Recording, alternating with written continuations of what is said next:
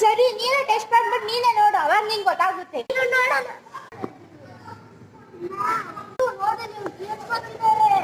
ಏನು ಅವಳು ನೋಡ್ತಿದ್ದಾಳೆ?